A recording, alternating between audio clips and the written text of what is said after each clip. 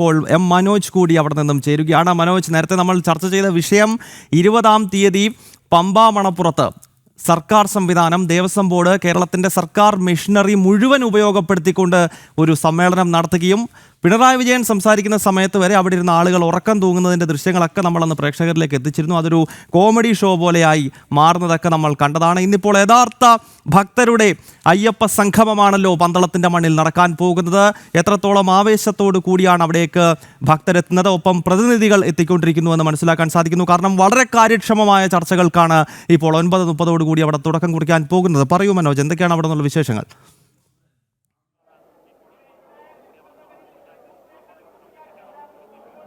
തീർച്ചയായും ഗൗതം, വിശ്വാസത്തിലൂന്നിയ വികസനം എന്ന വിഷയം തന്നെയാണ് ഈ നടക്കുന്ന സംഗമത്തിൽ അത് ചർച്ചയാകുന്നത്. അതായത് കഴിഞ്ഞ ദിവസങ്ങളിൽ തന്നെ നമ്മൾ കണ്ടതാണ് സർക്കാരിൻ്റെ അയ്യപ്പ സംഗമം എത്രത്തോളം ആയിരുന്നു നടന്നത് എന്നും അവിടെ ആളുകളുടെ പങ്കാളിത്തം, ഭക്തരെന്ന് പറയുന്നവരുടെ പങ്കാളിത്തം എത്രയൊക്കെ ആയിരുന്നു എന്നും നമ്മൾ കണ്ടതാണ്. എന്തായാലും ഇന്നിപ്പോൾ ഈ സെമിനാർ ഹാളിലേക്ക് എത്തുമ്പോൾ അവിടെ രജിസ്ട്രേഷൻ നേരത്തെ തന്നെ ആരംഭിച്ചു. രജിസ്ട്രേഷൻ അങ്ങനെ തന്നെ തുടരുകയാണ്.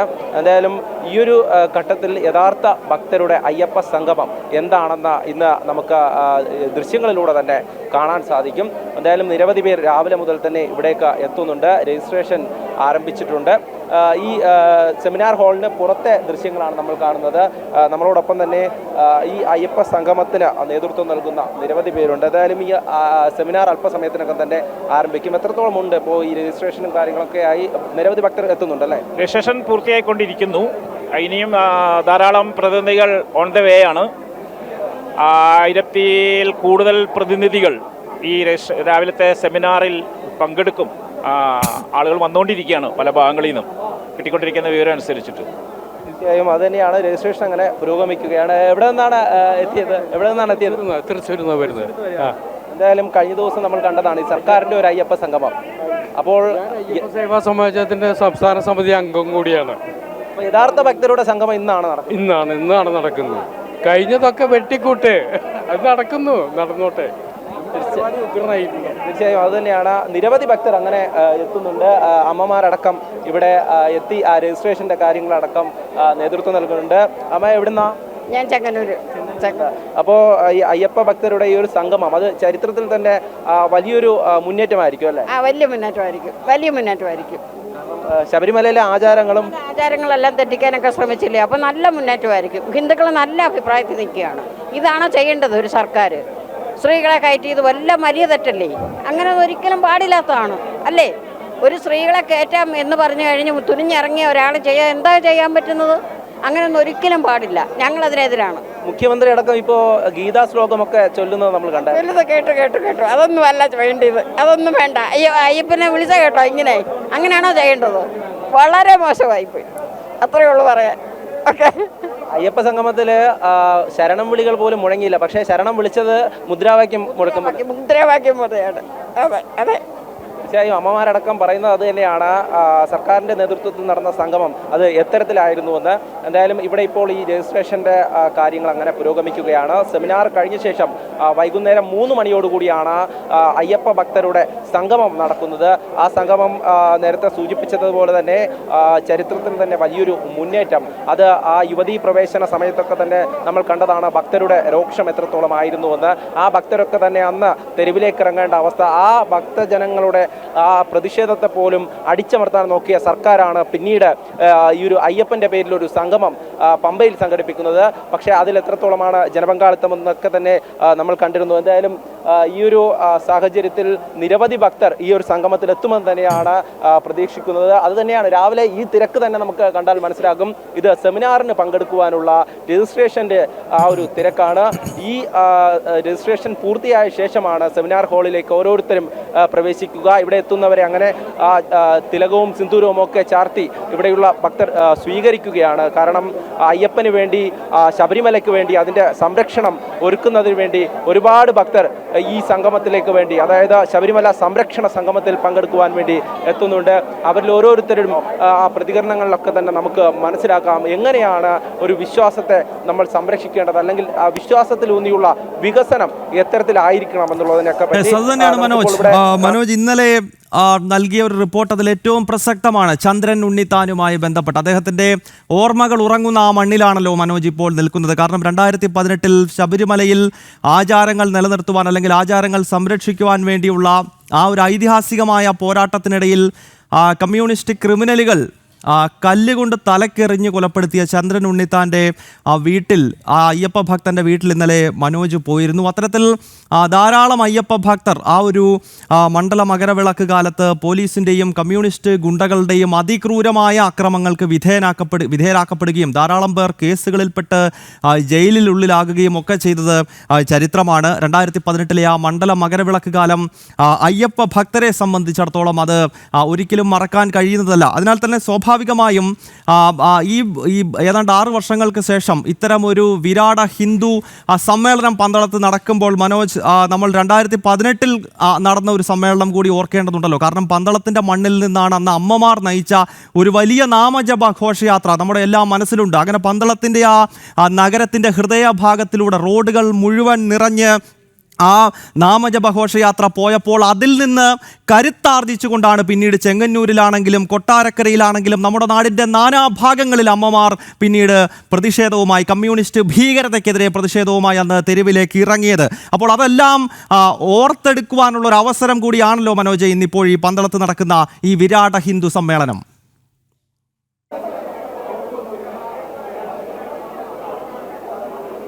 തീർച്ചയായും അതുതന്നെയാണ് ഗൗതം ഇതിൽ സൂചിപ്പിച്ച ഒരു കാര്യമുണ്ട്. അതായത് ഈ പന്തളത്തിൻ്റെ മണ്ണിൽ ഈ ഒരു സംഗമം നടക്കുമ്പോൾ ചന്ദ്രൻ ഉണ്ണിത്താൻ എന്ന് പറയുന്ന ഒരു അയ്യപ്പ ഭക്തൻ, അദ്ദേഹത്തിൻ്റെ ജീവൻ നഷ്ടമായ ഒരു സാഹചര്യമുണ്ടായിരുന്നു. അതായത് തൻ്റെ വിശ്വാസത്തെ സംരക്ഷിക്കുവാൻ വേണ്ടി അദ്ദേഹം ഈ ഒരു ശബരിമലയിലെ ഈ ആചാര ലംഘനത്തിനെതിരെ അദ്ദേഹം മുന്നോട്ട് വന്നപ്പോൾ CPM-ന്റെ ക്രിമിനലുകൾ അദ്ദേഹത്തെ കല്ലെറിഞ്ഞ് അദ്ദേഹത്തിൻ്റെ ജീവൻ നഷ്ടമാകുന്ന ഒരു സാഹചര്യം. അത്തരത്തിൽ സർക്കാരിൻ്റെ അടിച്ചമർത്തലുകൾക്ക് അപ്പുറം ഒരു CPM ആക്രമണം ഈ ഭക്തർക്ക് നേരെ ഉണ്ടാകുന്നു.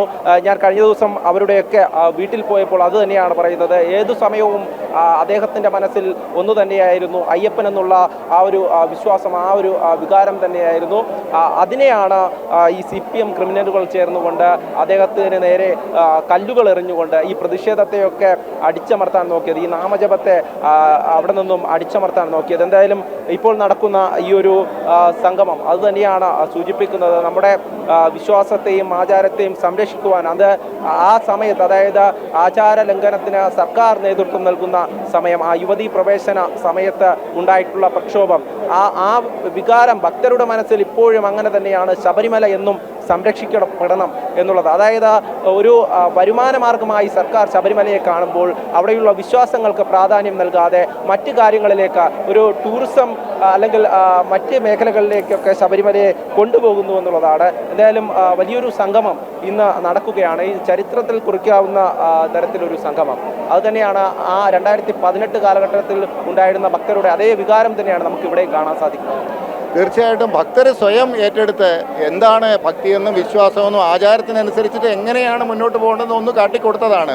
അപ്പോൾ അതിൽ നിന്ന് കച്ചവട കേന്ദ്രമാക്കി ശബരിമലയെ മാറ്റി തീർക്കാനുള്ള അതിനെതിരെ ഒരു പ്രതിഷേധം തന്നെ അലയടിക്കുമെന്നുള്ളത് ഉറപ്പാണ്. ഭക്തർ സ്വയം ഇപ്പോൾ 2 ജില്ലകളിലെ ആളുകളെ മാത്രമാണ് നമ്മൾ ഔദ്യോഗികമായിട്ട് സംഘടനകൾ പോലും ക്ഷണിച്ചിട്ടുള്ളത്. പക്ഷേ എല്ലാ സ്ഥലങ്ങളിൽ നിന്നും ആളുകൾ വരുന്നുണ്ട് എന്നുള്ള റിപ്പോർട്ടാണ് ഇപ്പോൾ കിട്ടിയിട്ടുള്ളത്. കാസർഗോഡ്, കണ്ണൂർ, കേരളത്തിന് പുറത്തുള്ള ആളുകൾ തന്നെ, സംഘടനാ ഭാരവാഹികളല്ലാത്തവർ പോലും സ്വയം അവരെ എത്താൻ തയ്യാറായിട്ടാണ് വരുന്നത്. അപ്പോൾ ഒരു ഭക്തരുടെ വികാരം മനസ്സിലാക്കാൻ സർക്കാർ അല്ലെങ്കിൽ ദേവസ്വം ബോർഡ്, അതിൻ്റെ ജീവനക്കാർ അല്ലെങ്കിൽ ഉദ്യോഗസ്ഥർ തയ്യാറാകുകയാണ് വേണ്ടത്. ഒന്ന് കാട്ടിക്കൊടുത്തതാണ് 2018 യുവതീ പ്രവേശനത്തിനെതിരെ ഭക്തർ അവരെ സ്വയം രംഗത്തിറങ്ങിയതാണ്. അപ്പോൾ ഇത് ശബരിമല കച്ചവട കേന്ദ്രമല്ല, അവിടെ ബിസിനസ് വൽക്കരിക്കുന്നതും പിൽഗ്രിം ടൂറിസത്തിനുള്ള ഇടമല്ല ശബരിമല എന്നുള്ള ശക്തമായ ഒരു താക്കീതാണ് നമ്മൾ നൽകാൻ ആഗ്രഹിക്കുന്നത്. തീർച്ചയായും അതുതന്നെയാണ്. ഓരോ ഭക്തരും അങ്ങനെ ഈ ഒരു സംഗമം നടക്കുന്നത് അറിഞ്ഞടക്കം ഇങ്ങോട്ടേക്ക് എത്തുന്നവരുണ്ട്. എന്തായാലും അമ്മ എവിടെ നിന്നാണ്? ഞാൻ പ്രഭാകര സിദ്ധയോശ്രാശ്രമത്തിൻ്റെ മഠാധിപതി സദ്ഗുരു രമാദേവി അമ്മ.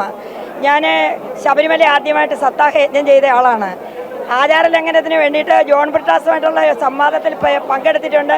2.5 മണിക്കൂർ ഞാൻ പറഞ്ഞു കൊടുത്തിട്ടുണ്ട് എല്ലാ കാര്യങ്ങളും. കഴിഞ്ഞ ദിവസം സർക്കാർ ഒരു സംഗമം നടത്തി, അതിൽ മുഖ്യമന്ത്രി അടക്കം വന്ന് സംസാരിക്കുന്ന അതൊക്കെ നമ്മൾ കേട്ടതാണ്. അപ്പോൾ എന്തായാലും യഥാർത്ഥ ഭക്തരുടെ സംഗമം നടക്കുന്നത് പന്തളത്താണ്. യഥാർത്ഥത രാജരാജശേഖരന് കെട്ടിയ കുട്ടിയാണ് അയ്യപ്പന്. അതായത് പാണ്ഡ്യേശ വംശതിലകം കേരള കേളിഭൂതം എന്നാണ്. എനിക്ക് 80 വയസ്സിനോട് അടുക്കുന്നു. ഞാൻ പ്രയാഗരാജിൽ പോലും ഒറ്റയ്ക്ക് പോയ ഒരു സന്യാസിനിയാണ്. ഇതിൻ്റെ ചരിത്രം പന്തളമായിട്ട് ബന്ധപ്പെട്ട് തന്നെയാണ്. യഥാർത്ഥ ചരിത്രം നമുക്കറിയാമല്ലോ. തിരുവാഭരണം എടുക്കുമ്പോൾ നമ്മളാരും വിക്ഷേപിച്ചിട്ടല്ലല്ലോ കൃഷ്ണപ്പരുന്ന് വരുന്നത്. അത് ഈ സൂക്ഷ്മമായ ലോകത്തിൽ അയ്യപ്പൻ എന്ന് പറയുന്ന സംഭവം ഈ സ്ഥലയും എക്സിസ്റ്റൻസാണ് നമ്മുടെ. അതിന് ഗവൺമെൻറ്റിന് ഒരു കാര്യമില്ല. 1950 ദേവസ്വം ബോർഡ് ഒരു കെയർ ടേക്കറാണ് ആഫ്റ്റർ ആൾ. അത്രയും പറഞ്ഞാൽ പോരെ. യഥാർത്ഥ സംഗമം ഇവിടെ നടക്കുക. എനിക്ക് 80 വയസ്സ് ആടെ അടുക്കുന്ന മാളികപ്പുറമാണ്. ഞാൻ 18 മല ചവിട്ടിയതാണ്. ആദ്യമായിട്ട് സപ്താഹയജ്ഞം ചെയ്തതാണ്. നമ്മൾ തീരദേശത്ത് ആ തൃക്കുന്നപ്പുഴ ക്ഷേത്രത്തിനടുത്താണ് നമ്മുടെ താമസം. ഇവിടുന്ന് അവിടെ നോക്കിയാൽ ഇങ്ങോട്ട്. അതുകൊണ്ട് ഇതാണ് യഥാർത്ഥ സംഗമം. കെട്ടിച്ചമയ്ക്കുന്നതല്ല. എന്നെ സംബന്ധിച്ചിടത്തോളം മരണമില്ലാത്ത യോഗി എന്നറിയപ്പെടുന്ന ശിവപ്രഭാകര സിദ്ധയുടെ ശിഷ്യയാണ്, അവധൂതരാണ്. ശിവപ്രഭാകര സിദ്ധയുടെ പേര് പോലും പറഞ്ഞിട്ടുണ്ട്. അവിടുത്തെ ആ ഒരു ശ്ലോകമുണ്ട് പ്രതിഷ്ഠയുടെ. ശബരിമലയിൽ ഈ യുവതീ പ്രവേശനം ഒക്കെ നടന്ന സമയത്ത് ഭക്തരൊന്നാകെ തന്നെ വിശ്വാസം സംരക്ഷിക്കുവാൻ വേണ്ടി ഇറങ്ങി. അപ്പോൾ ഇന്നും അത് തന്നെയാണ്, ഭക്തർക്ക് ശബരിമല സംരക്ഷിക്കപ്പെടണം എന്നുള്ളത് തന്നെയാണ്. പക്ഷേ ഇത്തരത്തിൽ സർക്കാർ ഈ വികസനവും ഒക്കെ പറഞ്ഞുകൊണ്ട് ഒരു വരുമാന മാർഗമായി ശബരിമലയെ കാണുന്നു എന്നുള്ളത്. അതാണ് ഞാൻ എല്ലാവരോടും പറയുക. ഈ ഹിന്ദു ക്ഷേത്രങ്ങളിൽ നല്ല ഒരു ജ്ഞാനമില്ലാതെ കൊണ്ടിടുന്ന പണത്തിന്, അതായത് കഴുകൻ്റെ കണ്ണ് എന്ന് പറയുന്ന പോലെ ഈ പൈസ മോട്ടിച്ചെടുക്കുക എന്നുള്ളതാണ് ഈ കാരണം അങ്ങനെ പണം കണ്ടുകൊണ്ട് കയറുന്ന അല്ലാതെ വിശ്വാസത്തിൻ്റെ അല്ല. ഞങ്ങളൊക്കെ എന്ത് പീഡനം സഹിച്ചതെന്നറിയോ. ഞാൻ തിരുവാഭരണത്തിനോട് പോയിട്ടുണ്ട്. ഇത് ഒരു കാരണവശാലും വിശ്വാസ സംരക്ഷണം ഇപ്പോഴും വേണ്ട പോലെ ആയിട്ടില്ല. ഇവരുടെ കയ്യിൽ ഇത് ഇരിക്കുന്നിടത്തോളം ബുദ്ധിമുട്ടാണ്. ഒരുപാട് പീഡനം സഹിച്ചവരാണ് ഞങ്ങൾ സ്ത്രീകൾ. പോലീസിൻ്റെ മുമ്പിൽ ചെന്ന് ഉപരോധിക്കുമ്പോഴും മുകളിൽ തിളയ്ക്കുന്ന സൂര്യൻ, താഴെ ഉരുകുന്ന താറ്. അരിപ്പാട് ബസ് സ്റ്റാൻഡിൽ ഇരിക്കുമ്പോൾ 1-2 പേരാണ് ഞങ്ങളുടെ കൂടെ ഉള്ളത്. അതിലൊരു വ്യക്തിയാണ് അമ്മ. പന്തളംകൊട്ടാരുമായിട്ട് അനേകമായ ബന്ധമുണ്ട് എനിക്ക്. തീർച്ചയായും അത് തന്നെയാണ് ഇവിടെ ഇപ്പോൾ ശരണം വിളികളടക്കം മുഴങ്ങുന്ന, അതായത് ഈ സംഗമം നടക്കുന്ന ഈ ഒരു സെമിനാർ നടക്കുന്ന ഹാളിന് പുറത്തും ഈ ശരണമന്ത്ര ധ്വനികൾ ഉയരുകയാണ്. ഈ വിശ്വാസ സംരക്ഷണത്തിന് വേണ്ടി ഭക്തരൊന്നാകുകയാണ്, ഒന്നാകെ ഇവിടെ ഒത്തുകൂടുകയാണ്. അത് തന്നെയാണ് ഈ ഒരു സംഗമം. എന്തായാലും ഈ ഒരു സംഗമത്തിൽ എന്തായാലും ശരണം മന്ത്ര ധ്വനികളോടുകൂടി തന്നെ ആരംഭിക്കുകയാണ് അല്ലേ? തീർച്ചയായിട്ടും. എവിടെ നിന്നാ? ഞാൻ കേരള ക്ഷേത്ര സംസ്ഥാന സെക്രട്ടറിയാണ്. ചെങ്ങന്നൂരടുക്കലാണ് എൻ്റെ വീട്.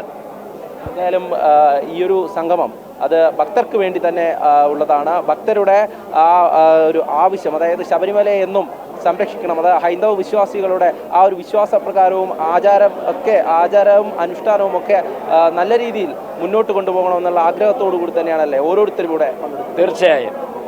ശബരിമലയുടെ വിശ്വാസവും ആചാരങ്ങളും അതേപടി തന്നെ നിലനിർത്തിക്കൊണ്ട് ഭഗവാൻ അയ്യപ്പൻ തന്നെ ഭൂതദാന ഉപാഖ്യാനത്തിൽ അത് പറയുന്നുണ്ട്. അതനുസരിച്ചുള്ള ചിട്ടയോടുകൂടി ആയിരിക്കണം ശബരിമലത്തിലുള്ള വികസനം എന്നുള്ള കാഴ്ചപ്പാടാണ് എല്ലാ ഭക്തജനങ്ങൾക്കും വിശിഷ്യ ക്ഷേത്ര സംരക്ഷണ സമിതിക്കും ഉള്ളത് എന്നാണ്.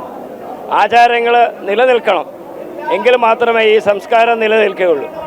കഴിഞ്ഞ കുറേ വർഷങ്ങളായിട്ട് ഈ സംസ്കാരത്തെ നശിപ്പിക്കാൻ ശ്രമിച്ചുകൊണ്ടിരിക്കുന്ന ആളുകൾ അതിന് പറ്റാതെ വന്നപ്പോൾ പുതിയ മേലങ്കി അണിഞ്ഞുകൊണ്ട് അയ്യപ്പൻ്റെ പേര് പറഞ്ഞുള്ള വികസനം അത് കേവലം തട്ടിപ്പാണ് എന്നുള്ള കാര്യം ഈ കഴിഞ്ഞ ദിവസത്തെ സംഗമത്തിൽ കൂടി ജനങ്ങൾക്ക് ബോധ്യപ്പെട്ട് കഴിഞ്ഞിരിക്കുന്നതാണ്. അതുകൊണ്ട് ആചാരങ്ങളും അനുഷ്ഠാനങ്ങളും കൃത്യമായി പാലിക്കപ്പെടണം. ശബരിമലയെ നമുക്ക് സംബന്ധിച്ചറിയാം, ഒരേ സമയം ഒരു 30,000-40,000 കൂടുതൽ അവിടെ ആളുകൾ നിൽക്കാനുള്ളതായ സൗകര്യങ്ങളില്ല. അതിനപ്പുറത്തേക്ക് അവിടെ യാതൊരു വികസനവും നടത്താൻ സാധ്യമല്ല. ഇപ്പോഴ് VIP-കൾക്ക് വേണ്ടിയിട്ടുള്ള കെട്ടിപ്പണിതിട്ടുള്ള കോൺക്രീറ്റ് കെട്ടിടങ്ങൾ അവയെല്ലാം തന്നെ നീക്കം ചെയ്തുകൊണ്ട് ശബരിമലയിലെ എത്തുന്ന അയ്യപ്പന്മാർക്ക് സുഖമായ ദർശനം, ആ ദർശനത്തിന് വേണ്ടിയാണ് അവരെത്തുന്നത്. അല്പം പ്രസാദവും കിട്ടണമെന്നുള്ള കാഴ്ചപ്പാടോടുകൂടിയാണ്. അതിന് തക്ക വിധത്തിലുള്ളതായ ചർച്ചകളും അതേപോലെയുള്ള അഭിപ്രായങ്ങളുമാണ് ഇവിടെ രൂപീകരിക്കപ്പെടുന്നത്. ഭാവി പരിപാടികളെ സംബന്ധിച്ചിടത്തോളം അയ്യപ്പ സംഗമം കഴിഞ്ഞ് അതിനുള്ള പ്രഖ്യാപനം ഉണ്ടാകും. ആ രൂപരേഖ കേരള ഗവൺമെൻറ്റിനും കേന്ദ്ര ഗവൺമെൻറ്റിനും സമർപ്പിക്കും എന്നുള്ള ഒരു തീരുമാനം കൂടി ഇതേ സംബന്ധിച്ചിടത്തോളം ഉണ്ട് എന്നറിയിക്കുകയാണ്. തീർച്ചയായും എപ്പോഴും വിശ്വാസം സംരക്ഷിച്ചുകൊണ്ടായിരിക്കണം വികസനം എന്നത് തന്നെയാണ് ഈ സംഗമം മുന്നോട്ട് വെക്കുന്നത്. അതെ, വിശ്വാസം സംരക്ഷിച്ചുകൊണ്ട് വികസനം നടപ്പിലാക്കണമെന്നാണ് ഈ സമ്മേളനം ആഗ്രഹിക്കുന്നത്. ശബരിമലയെ സംബന്ധിച്ചിടത്തോളം സർക്കാരിന് യാതൊരുവിധ ആത്മാർത്ഥതയുമില്ല. ശബരിമല അയ്യപ്പ സംഗമം സംഘടിപ്പിക്കാൻ സർക്കാർ ഇറങ്ങിപ്പുറപ്പെട്ടത് തന്നെ വരാൻ പോകുന്ന ഇലക്ഷൻ മുന്നിൽ കണ്ടുകൊണ്ട് അതിൽ നിന്നും നേട്ടം കൊയ്യുക എന്നുള്ള ഉദ്ദേശത്തോടു കൂടിയാണ്. അല്ലാതെ കണ്ട് സർക്കാരിന് യാതൊരു ആത്മാർത്ഥതയും ഇല്ല എന്നുള്ളതിൻ്റെ ഉദാഹരണങ്ങളാണ് ശബരിമല സംബന്ധമായിട്ട് സ്ത്രീ പ്രവേശനവുമായി ബന്ധപ്പെട്ട് സുപ്രീം കോടതി കൊടുത്ത അപ്ഡേറ്റ് മാറ്റാൻ പോലും സർക്കാർ തയ്യാറല്ല. അതേമാതിരി തന്നെ ആയിരക്കണക്കിന് അയ്യപ്പ വിശ്വാസികൾ അവരുടെ പേരിൽ എടുത്തിരിക്കുന്ന കള്ളക്കേസുകൾ പിൻവലിക്കണമെന്ന് ആവശ്യപ്പെട്ടിട്ടും അതിനും സർക്കാർ തയ്യാറല്ല.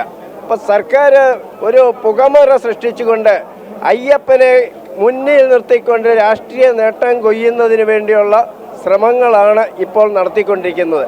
അത് ഭക്തജനങ്ങൾ 100% തള്ളിക്കളയും എന്നുള്ളതിൻ്റെ ഏറ്റവും വലിയ ഉദാഹരണമാണ് 20-ാം തീയതി സർക്കാരും ദേവസ്വം ബോർഡും കൂടി സംഘടിപ്പിച്ച അയ്യപ്പ സംഗമം 8 നിലയിൽ പൊട്ടിയത്.